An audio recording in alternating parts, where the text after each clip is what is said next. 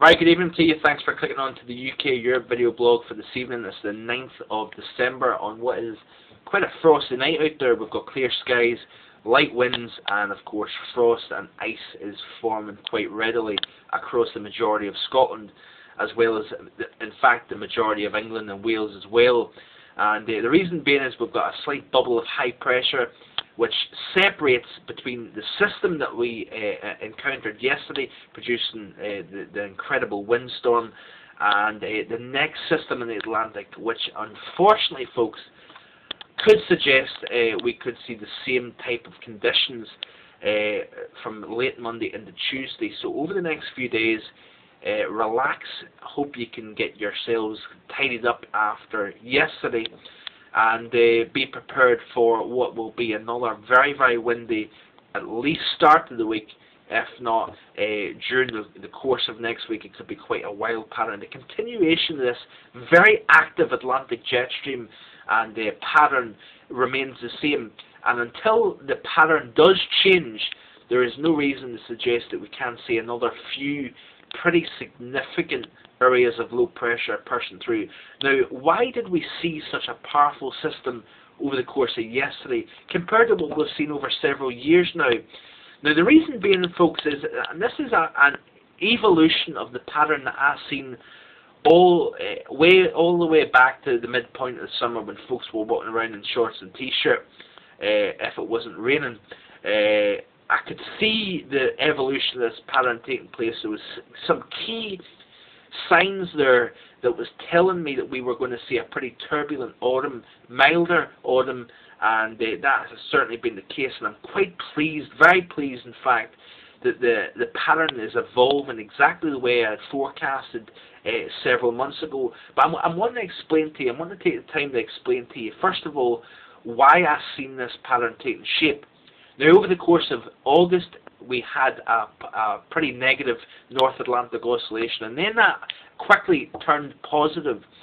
And that told me that we were going to start to see a pretty early and significant push and development of cold over Greenland.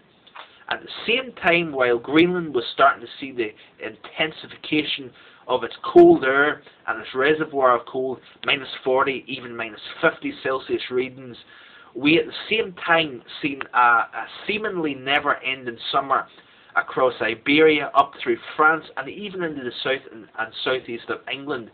The reason being is that we've seen drought conditions, significant drought conditions, that extended from northern Spain right up through France, where it was centred over, and as well as that into the south and southeast of England. The reason, folks, why parts of England hasn't really seen much in the way of weather is because we've seen high pressure dominating. That high pressure dominating has been because of the very dry soils over France.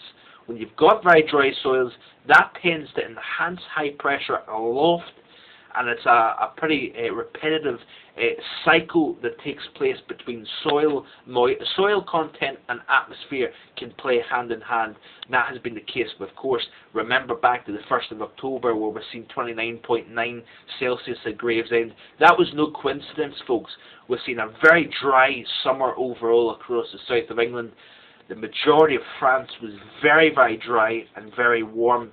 And I believed that certainly we would continue to see that through the autumn period. Now, what does that mean to a stormy pattern across the UK? Now, one thing I will say is we've been fortunate that it's taken up until yesterday to see major storms. We've seen very deep areas of low pressure pushing across the Atlantic, and by the saving grace of that ridge of high pressure last month dominating the UK, that kept the majority of these very powerful areas of low pressure off Ireland and the UK, sheltering it, so to speak. But because of the change in the season, there's key things taking place here. The drought, yes, holding on to the warmer than normal conditions across Iberia and over the Azores as well. Remember that part of the world, the water temperatures are warmer than normal because of the high pressure that's been dominant. What that has done is we've also seen a positive North Atlantic oscillation, of course, harnessing and helping expand and build that very cold air, both over Greenland as well as over the North Atlantic. You'll notice how cold the air is over the North Atlantic. Now, ride a jet stream in between that, and of course you've got a tighter thermal contrast. The stronger that jet stream becomes because of the imbalance between warm and cold. That thermal contrast being greater enhances the jet stream, and of course we've got areas of low pressure that developed on that jet stream. Now, what's happened is we are seeing that these areas of low pressure now push more across the UK as opposed to up towards Iceland. The breaking down of that high pressure over Europe is now allowing the storm track to push across Scotland. Now, what that is doing is the reason for the very deep areas of low pressure and the deepening of these low pressures on approach to Ireland and the UK has been the contrast between the very cold across Greenland and the very warm across the south. And as these systems push south and east of